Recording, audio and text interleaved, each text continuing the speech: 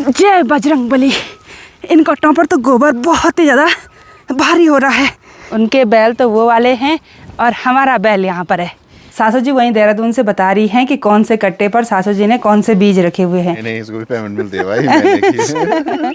Payment मिलती है वाले सर को। और सासू जी ने पहले ही बोला था कि डब्बा भर कर मत ले जाना, लेकिन मैंने सोचा कि डब्बा तो छोटा है, खेत काफ़ी बड़ा है। इस खेत का काम फाइनल हो गया है हस्बैंड जी और बालेसर की तरफ से।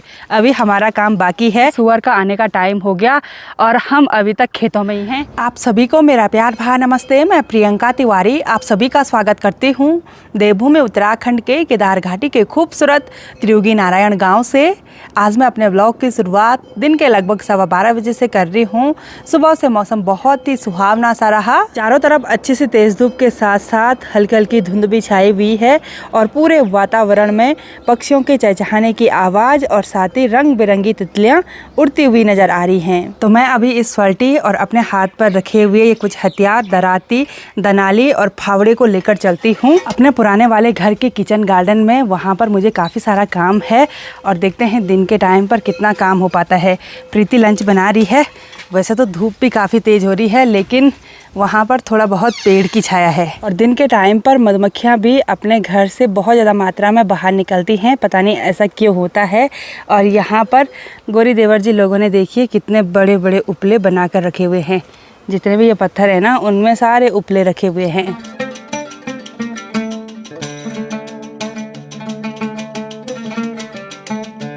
हमारे पुराने वाले घर के आगे से हमारा एक छोटा सा किचन गार्डन है और यहाँ किचन गार्डन में माल्टे और नींबू के पेड़ भी हैं। इन पेड़ों पर देखिए फ्लावरिंग होना स्टार्ट हो गया है और इस बार बहुत ज़्यादा मात्रा में फूल खिल रहे हैं और इन फूलों की भीनी भीनी खुशबू पूरे वातावरण में फैली हुई है। साथ ही यहाँ किचन गार्डन में मैंने कुछ टाइम पहले आलू लगाए थे और साथ ही इधर साइड किनारे किनारे बहुत सारे मटर के पौधे हैं और इन पर देखिए बहुत सारी फलियां लगी हुई हैं।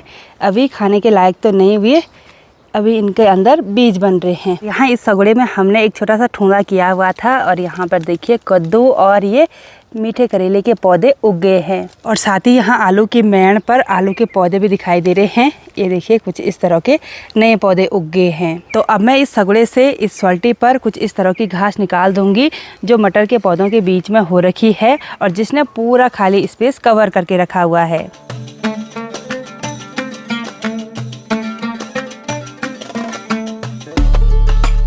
तो स्वाल्टी पर घास तो थोड़ा सा ही हुआ क्योंकि ना मटर के पौधे खड़े कहीं हो रखे हैं और उनकी जड़ें बिल्कुल दूर दूर हैं। तो ऐसे में मटर टूटने का डर लग रहा है। तो इतनी घास तो साइड में रख देंगे और अब है इस दनाली का काम। ये जो खरपतवार कंकड़ पत्थर है ना, इसको हम एक बार दनाली से साफ कर लेंगे। यहाँ पर इस सगड़े में जितना भी खुला स्पेस था, यानी कि जहाँ पर भी मटर के पौधे नहीं थे, वहाँ पर मैंने इस फावड़े से खुदाई कर ली है। और अब शाम के टाइम पर यहाँ पर कुछ पौधे भी लगाने हैं और कुछ बीज भी बोने हैं क्योंकि दिन के टाइम पर मिट्टी गर्म रहती है, इसलिए अभी तो किचन गार्डन में कुछ भी नहीं बोएंगे। अब आते हैं डायरेक्ट शाम को, वो भी अगर टाइम लगेगा तो, क्योंकि हमने शाम को कहीं और भी जाना है।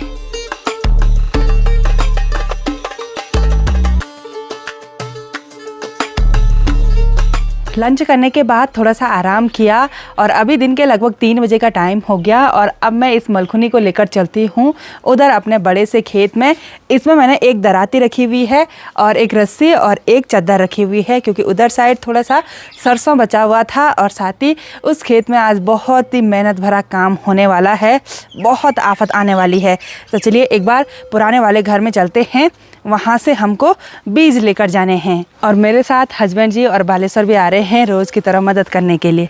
नींद तो नहीं आ रही थी दिन में? ना, मदद नहीं यार, अपना काम है भाई। अच्छा, अब बालेश्वर तो मदद नहीं, इसको भी पेमेंट मिलती है भाई। पेमेंट मिलती है बालेश्वर को। तो यहाँ घर पर आकर एक बार सासू जी को वीडियो कॉल कर लेते हैं कि उन्होंने बीज कहाँ रखे हुए हैं। और बीज बोलना क्यों चाहिए, क्योंकि मैंने उस खेत पर आज बीज की बुआई कर लेनी है। फटाफट से खेतों का काम निपटा देना है। चाय में मुझे पल्ली गुआ रखो लौटा है ना।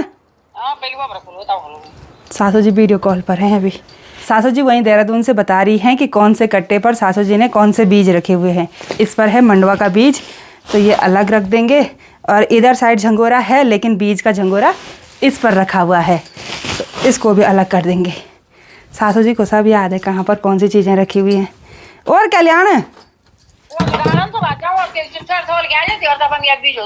सासू जी ने सब कुछ समझा दिया है और इस वाले पर हैं ये मंडवा के बीज और मैं ये डब्बा भर कर ले जाऊंगी क्योंकि मेरा बहुत बड़ा खेत है ना। तो एक डब्बे पर मंडवे के बीज रखने के बाद अब मैं इस थैली पर रखती हूँ झंगोरे के बीज।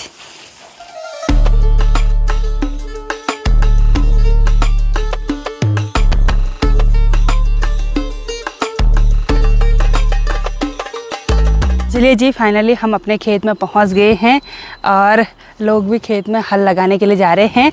उनके बैल तो वो वाले हैं और हमारा बैल यहाँ पर है। सुबह सुबह बालेश्वर ने ये ट्रैक्टर यहाँ खेत में रख दिया था और साथ ही देखिए कट्टे फैला रखे हैं। ये कट्टे हैं गोबर के कट्टे और अब इन कट्टों से गोबर हम इस पूरे खेत में फैला देंगे। लेकिन उससे पहले मुझे इस खेत में से ये सरसों निकालना पड़ेगा। परसों मैंने सरसों थोड़ा बहुत निकालने के लिए छोड़ दिया था क्योंकि ये हरा हरा था, लेकिन अभी तक भी नहीं पका। तो हम कुछ घास के लिए निकाल देंगे और जो पक गया है उसको हम थुपड़ी में लगा देंगे। आज की मेहनत के लिए तैयार हैं आप? बिल्कुल, आजकल तो मेहनत चल रही है। हाँ, तभी तो फिट रहेंगे। आजकल तो बिल्कुल फिट हो रहा हूं।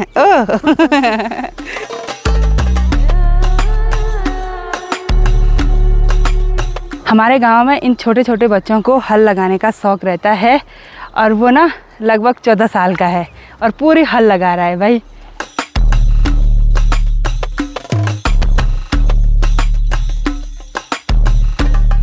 जय बजरंगबली। इन कट्टों पर तो गोबर बहुत ही ज़्यादा भारी हो रहा है।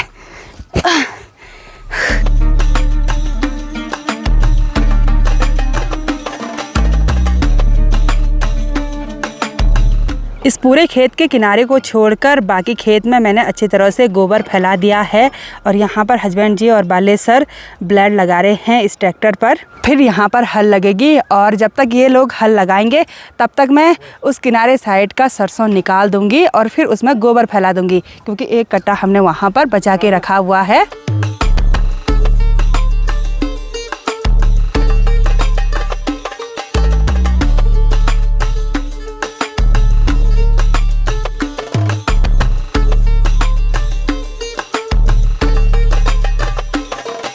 बालेश्वर हल लगा रहा है और मैंने इधर साइड सरसों निकाल के गोबर भी फैला दिया। अब है इस दराती का काम। इससे मैं खेत के ऊपर और नीचे की साइड जितने भी कांटे के पौधे हो रखे होंगे ना उनको काट देंगे। जैसे एक पौधा यहाँ पर भी हो रखा है। बालेश्वर ने फर्स्ट गियर में इस पूरे खेत में हल लगा दी है और अब मैं इसमें ये मंडवे के बीज बोऊंगी। मंडवे के बीज कुछ इस तरह के होते हैं, ये देखिए, इसको रागी भी बोलते हैं, नाचनी भी बोलते हैं और हमारे इधर साइड ज़्यादातर मंडवा और झंगोराई होता है। तो इसको बो देंगे भाई।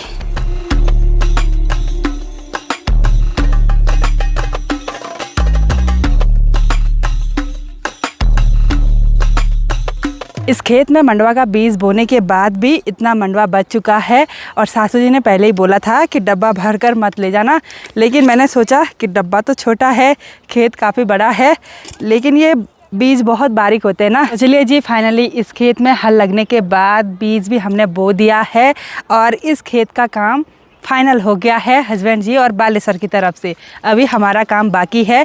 जहाँ जहाँ पर हल नहीं लगी, हल बोलना कहाँ कहाँ पर नहीं लगी, जहाँ पर पत्थर वगैरह हैं तो वहाँ पर हमने इस फावड़े और कुदाल से खुदाई करनी है, यानी कि बीज को मिट्टी में मिलाना है। अभी प्रीति भी आ गई है मदद करने के लिए और यहीं पर देखिए पड़ोस की भूली भी अभी यहाँ पर हल लगवा रहे हैं और वो भी इस फावड़े से खुदाई कर दी है। तो इस मशीन को अब लेकर चलेंगे दूसरे वाले खेत में। तो अब चलते हैं। पहाड़ों में ना ये मशीन ले जाना थोड़ा सा टफ काम होता है। अगर कुछ इस तरह के चौड़े चौड़े खेत हैं तब तो सही है, लेकिन बिल्कुल सकरे सकरे खेतों में बहुत मुश्किल है।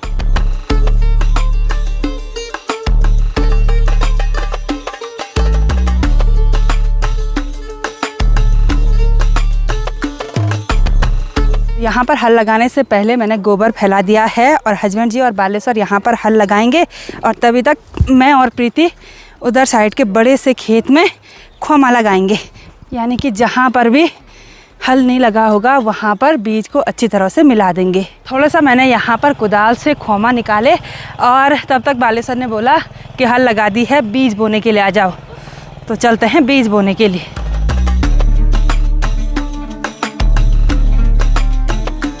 बहुत दिनों के बाद कुछ इस तरह का मेहनत वाला काम किया। बहुत ज़्यादा हालत ख़राब भी हो गई और शरीर में अभी बहुत ज़्यादा गर्मी बढ़ गई है। अच्छा हुआ शाम को ठंडी ठंडी हवा महसूस हो रही है और रोज़ की तरह इस खेत में हमको फिर से अंधेरा हो गया और अभी तक ना बहुत सारा काम करना है, उधर वाले खेत में भी करना है।